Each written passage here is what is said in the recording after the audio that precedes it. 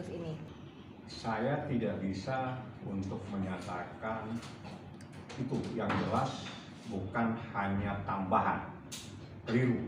Visum ini bukti vital yang paling menentukan dalam perkara ini. Justru visum inilah yang menentukan semuanya. Karena dari visum ini nanti akan terbaca apa yang terjadi terhadap korban.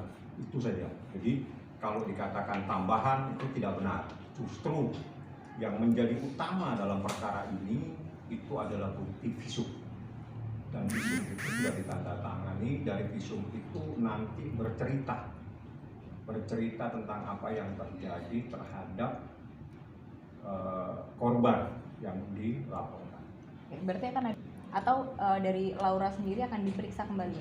Prosesnya memang seperti itu. Jadi kalau sudah naik gelar, naik pada proses selanjutnya yang selama ini adalah penyelidikan dalam rangka mencari dan untuk menemukan adanya peristiwa pidana, maka selanjutnya namanya penyidikan.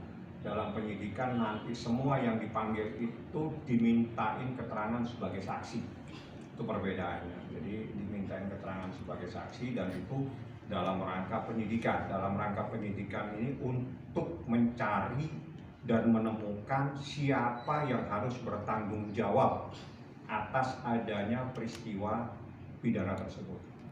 Itu adalah proses dan tahapannya. Jadi saya di atas hanya menanyakan tentang informasi yang saya terima, kebenaran visum itu benar diterima oleh penyidik. Artinya informasi ini sah, sudah ada di tangan penyidik. Apa hasilnya, apa kesimpulannya, saya tidak punya hak untuk menanyakan.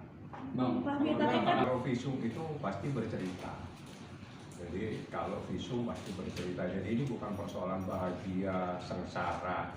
Visum itu bukti terjadinya sesuatu terhadap korban yang menjadi korban dalam peristiwa ini. Jadi visumnya yang bercerita. Misalnya bercerita tentang apa yang terjadi dan sebagainya. Jadi bukan urusan perasaan bahagia dan tidak, tapi visum itu akan menceritakan apa yang terjadi di dalam tubuh seseorang.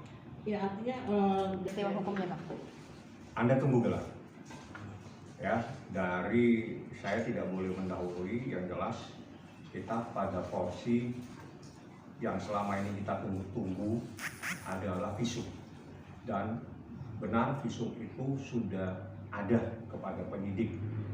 Tinggal penyidik yang nantinya menindaklanjuti, yang akan membuat resum untuk proses lebih lanjut. Jadi apa, mungkin kita juga sudah tahu sebagai ibu dari korban Laura, saya pun mungkin sudah tahu, tapi mohon maaf, tanyakan langsung kepada penyidik. Habis proses ini yang kita tunggu sekian lama ini adalah visum yang ditandatangani secara sah.